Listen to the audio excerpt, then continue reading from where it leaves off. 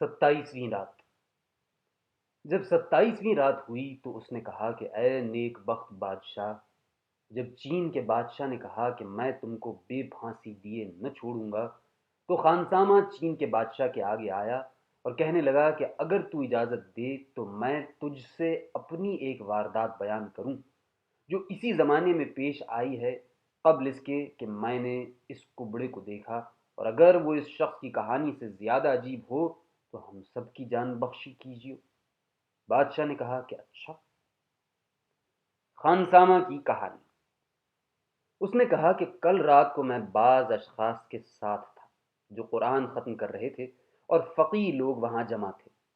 جب پڑھنے والے پڑھ کر فارغ ہوئے تو دسترخوان بچھایا گیا اور من جملہ اور کھانوں کے زیرہ گوشت لایا گیا، اور ہم نے آگے بڑھ کر زیرہ گوشت کھانا شروع کیا، مگر ہم میں سے ایک نے اپنا ہاتھ کھینچ لیا اور اس کھانے سے انکار کیا۔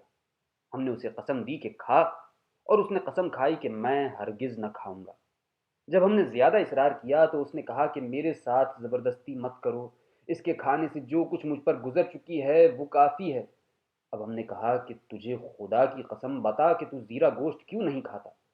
اس نے کہا کہ اگر تم مجبور کرتے ہو کہ میں زیرہ گوشت کھاؤں تو بغیر اس کے نہیں کھا سکتا کہ اول 40 بار اپنے ہاتھ صابن سے دھوؤں، اور 40 بار سوڈے سے، اور پھر 40 بار خوشبو سے۔ یہ تمام 120 بار ہوئے۔ اس پر میزبان نے اپنے غلاموں کو حکم دیا کہ وہ پانی اور جو جو چیزیں اس نے مانگی ہیں لائیں۔ اب وہ جوان شاد و ناشاد بیٹھ گیا، اور اس نے ڈرتے ڈرتے اپنا ہاتھ بڑھایا اور زیرہ گوشت میں لقمہ ڈبو کر کھانے لگا، مگر معلوم ہوتا تھا کہ وہ اپنے اوپر جبر کر کے کھا رہا ہے۔ ہمیں اس پر نہایت تعجب ہوا کیونکہ اس کے ہاتھ کانپ رہے تھے۔ اب ہم نے دیکھا کہ اس کے ہاتھ کا انگوٹھا کٹا ہوا ہے اور وہ محض 4 انگلیوں سے کھا رہا ہے۔ ہم نے کہا کہ خدا کے لیے یہ تو بتا کہ تیرے انگوٹھے پر کیا گزری کہ وہ ایسا ہو گیا؟ آیا وہ پیدائشی اسی طرح ہے یا اس پر کوئی حادثہ گزرا ہے؟ اس نے جواب دیا کہ اے میرے بھائیو، یہی ایک انگوٹھا نہیں بلکہ دوسرے ہاتھ اور دونوں پاؤں کے انگوٹھوں کا بھی یہی حال ہے، لیکن جب تک تم اپنی آنکھوں سے نہ دیکھ لو گے تمہیں یقین نہ آئے گا۔ یہ کہہ کر اس نے اپنا دوسرا ہاتھ دکھایا، اور وہ بھی دہنے ہاتھ کی طرح تھا۔ اسی طرح دونوں پاؤں بھی بغیر انگوٹھوں کے تھے۔ جب ہم نے اس کی یہ حالت دیکھی تو ہمیں اور بھی تعجب ہوا، اور ہم نے کہا کہ اب ہم بے صبری کے ساتھ منتظر ہیں کہ تو اپنا ماجرا اور انگوٹھوں کے کٹنے کا سبب اور 120 مرتبہ ہاتھ دھونے کی وجہ بیان کرے۔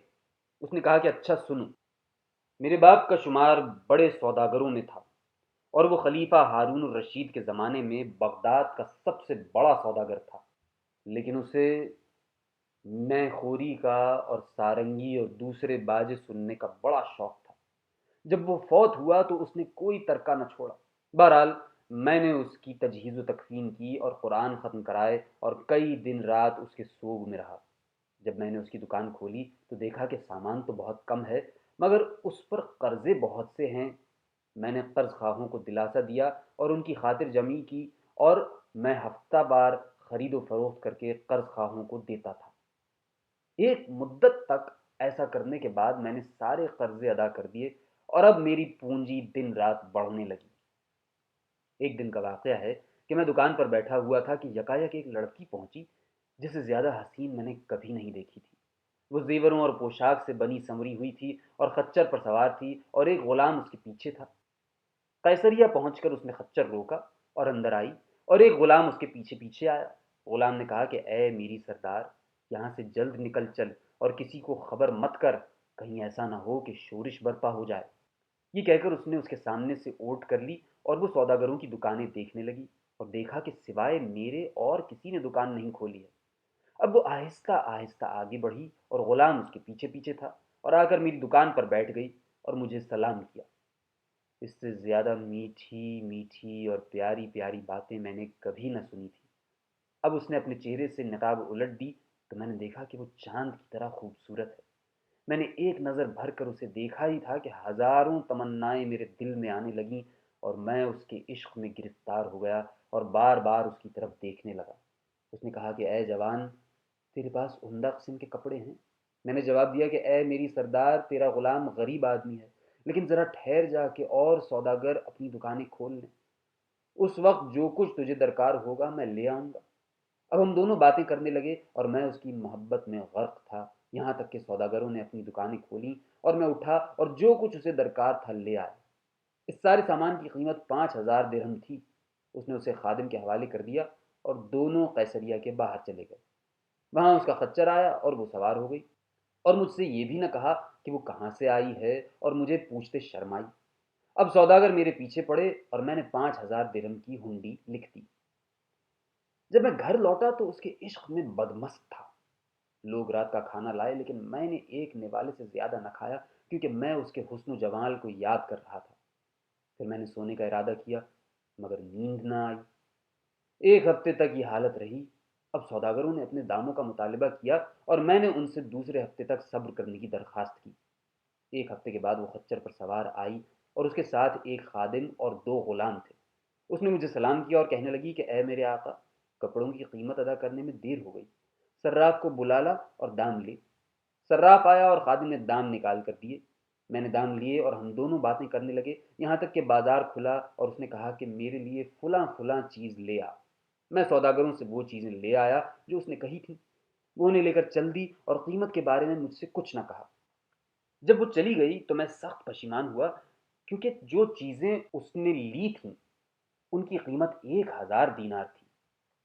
جب وہ میری نظر سے غائب ہو گئی تو میں نے اپنے دل میں کہا کہ یہ بھی کوئی محبت سی محبت ہے کہ اس نے مجھے 5,000 درہم ادا کیے اور 1,000 دینار کا سامان لے گئی۔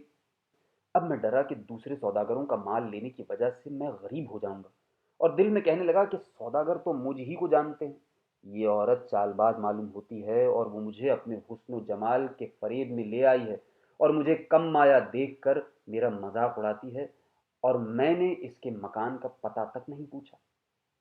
میں اسی شش و پنج میں تھا اور اسے گئے 1 مہینے سے زیادہ ہو چکا تھا کہ سوداگروں نے مطالبہ شروع کر دیا اور مجھے اتنا تنگ کیا کہ میں نے مجبور ہو کر سارا گھر بار بیچنے کے لیے ان کے سامنے پیش کر دیا اور اپنی تباہی کا تہیہ کر لیا، اور سوچ میں آ کر بیٹھ گیا کہ اتنے میں وہ بازار کے دروازے پر اتری اور میرے پاس پہنچی۔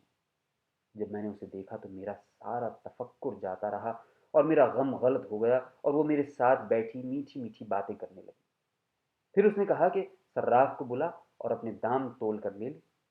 اس نے ان کپڑوں کے دام مجھے دیے جو وہ لے گئی تھی اور کچھ زیادہ، اور مجھ سے باتیں کرنے لگی، اور میں مارے خوشی اور فرحت کے مرا جاتا تھا۔